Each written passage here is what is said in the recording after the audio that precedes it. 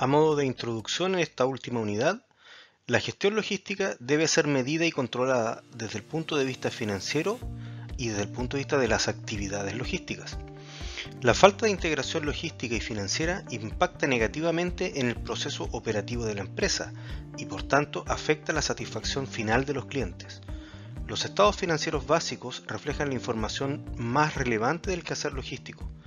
Y finalmente, la comprensión de los indicadores o razones financieras que se extraen de los estados financieros básicos permitirán gestionar adecuadamente la función logística con una mirada más amplia. A continuación veremos los indicadores o razones financieros que están definidos para este caso en relación a la función logística. Por un lado tenemos las razones de liquidez, que consideran el capital de trabajo neto, razón de circulante, prueba del ácido, razón del capital del trabajo, ciclo de maduración, ciclo de caja y la razón de efectivo.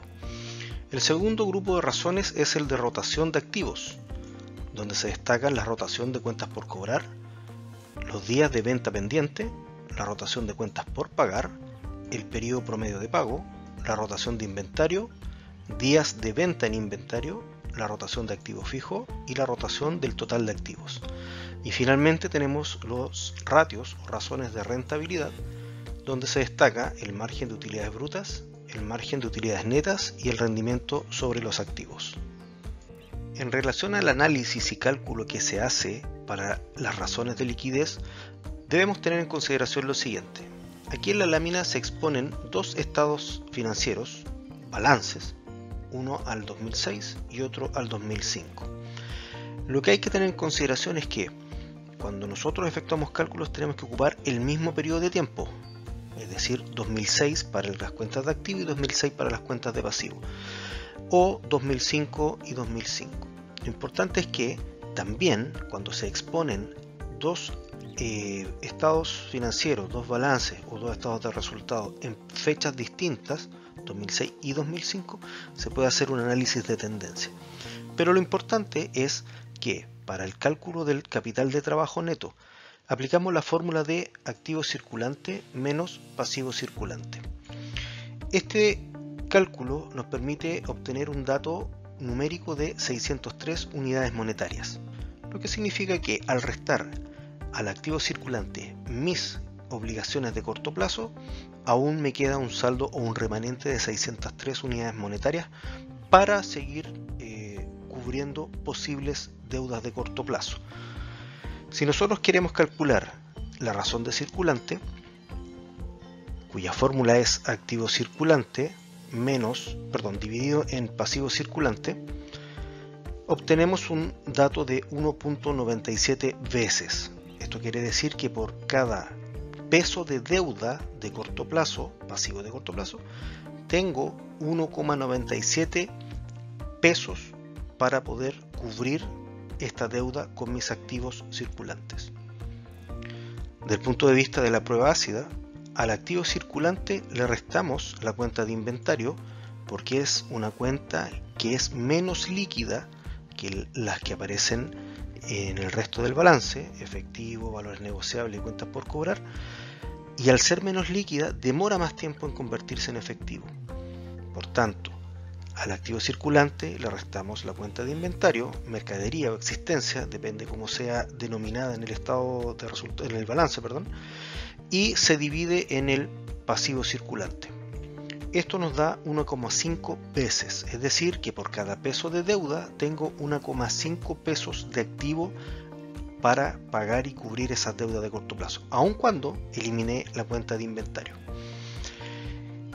Hay otras razones, por ejemplo el ciclo de caja y el ciclo de maduración, que además de las cuentas contables que aparecen en el balance, cuentas por cobrar y cuentas por pagar, se requiere hacer un cálculo con las cuentas del estado de resultados, que van a ser las cuentas que vamos a ver a continuación. En esta lámina veremos entonces cómo al año 2006 y al año 2005 el estado de resultados nos refleja las cuentas contables, principalmente para poder calcular algunos indicadores de rotación, por ejemplo la rotación de cuentas por cobrar, que implica tomar la cuenta de ingresos por venta o ventas y dividirlo en las cuentas por cobrar. Esto nos arroja un valor de 6,1 veces, es decir, en el año las cuentas por cobrar se renuevan 6 veces al año. Para calcular entonces los días de venta pendiente o el periodo promedio de cobro, nosotros dividimos 365 días del año en el cálculo que hicimos anteriormente de rotación de cuentas por cobrar.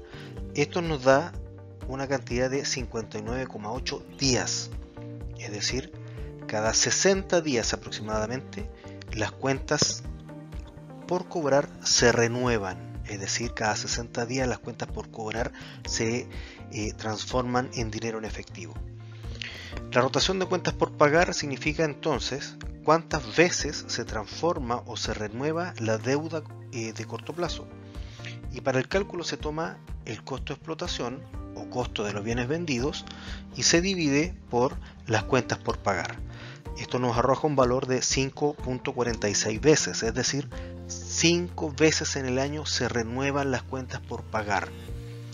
Transformado eso en un periodo promedio, es decir, cuántos días, nosotros tenemos que dividir, según la fórmula, en 365 días del año en la rotación de cuentas por pagar que anteriormente calculamos, y eso nos da un valor de 66,8 días, es decir, cada 67 días aproximadamente se van renovando las deudas de corto plazo.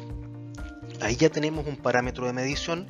Si queremos contrastarlo, por ejemplo, con el periodo promedio de cobro de 60 días que calculamos anteriormente respecto del periodo promedio de pago de 67 días, significa que yo estoy recuperando cada 60 días mis cuentas por cobrar, es decir, mis derechos se transforman en efectivo cada 60 días respecto de mis pagos que se realizan cada 67 días, es decir, recupero más rápido de lo que estoy pagando. Para poder calcular entonces las fórmulas anteriores de ciclo de caja y ciclo de maduración, tenemos que hacer el cálculo de la rotación de inventario y la rotación de los activos. Pero principalmente la rotación de inventario nos permite debemos tomar los costos de venta, o costos de explotación, o costos de los bienes vendidos, y dividirlo por el inventario del estado financiero denominado balance, la cuenta inventario, la cuenta mercadería, la cuenta existencia.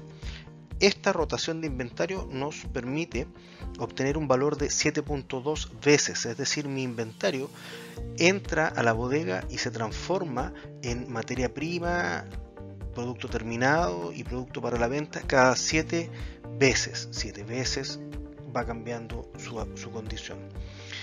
Y si queremos calcular eso en días, plazo promedio o periodo promedio de existencia, se divide en 365 días por la rotación de inventario. Esto nos da 50,5 días, es decir, cada 51 días mi inventario se va renovando. Eso es más o menos la lógica de estos indicadores de rotación. Entonces, el ciclo de maduración es de 110 días, para que lo calculen ustedes, y el ciclo de caja es de 43,5 días, o sea, tengo mi dinero inmovilizado cada 43,5, 44 días. Esos son los análisis que nosotros debemos ir haciendo como logísticos, es decir, cómo mi gestión de compra, mi gestión de venta, el canal de distribución, mi gestión de cobranza incluso, ¿no es cierto? El tipo de materiales, los tipos de proveedores, yo voy impactando financieramente a través del análisis que hago en los estados financieros, balance por un lado y estado de resultados por otro. Finalmente, veremos ahora los indicadores de rentabilidad, que también se basan fundamentalmente en el estado de resultados, que para este caso es del año 2006 y del año 2005. El margen de utilidades brutas considera el cálculo sobre la utilidad bruta, que es la diferencia matemática entre los ingresos por venta y los costos de explotación o costos de bienes vendidos. Este margen, mientras más alto sea, es mucho mejor. Aquí tenemos una relación directa de la capacidad de vender, por un lado, y el valor o el costo de la mercadería asociado a las metodologías que utilizamos para la contabilización de existencia. Recuerden los métodos de contabilización de existencia: PMP, FIFO, LIFO, y cómo yo determino el costo de esa materia prima es finalmente cómo lo contabilizo y cómo me impacta en el balance y en el estado de resultados. A mayor costo de los bienes vendidos, menos va a ser la utilidad bruta. Por tanto, si calculo el margen de utilidad bruta, cuya fórmula es la utilidad bruta dividido en las ventas, me va a entregar un indicador. Eso lo van a calcular ustedes. ¿Qué significa esto? ¿Qué tan capaz es la organización de generar ingresos, ¿no es cierto?, respecto de los costos directos, costos de existencia o costos de explotación, para poder generar una utilidad bruta. Cobra relevancia entonces cómo los responsables de la logística ejecutan sus procesos de compra, porque así pueden buscar opciones de productos alternativos más baratos, de igual calidad, que me van a generar un mayor nivel de utilidad bruta. Eso se denomina apalancamiento operativo. Respecto del margen de utilidades netas, se utiliza entonces la utilidad neta y se divide por las ventas, es decir, qué tan eficiente es la empresa para generar a través de sus ingresos por venta un margen neto, es decir, deducido todos los costos de explotación y los gastos asociados al giro comercial, costos indirectos de fabricación, costos directos de fabricación, mano de obra directa e indirecta, gastos de administración, finanzas, marketing, etc. Finalmente, el rendimiento sobre activos implica la división de la utilidad neta en relación a los activos totales, es decir, desde el punto de vista operativo, la empresa qué tan eficiente es al emplear todos sus activos circulantes, fijos y otros activos en generar ventas. Dado eso, utilizo, ¿no es cierto?, la utilidad neta como factor para poder calcular.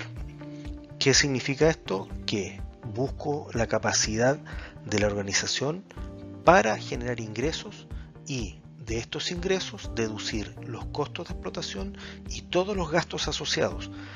Una vez hecho eso, qué tan eficientes somos para generar un buen margen o utilidad neta antes de impuestos.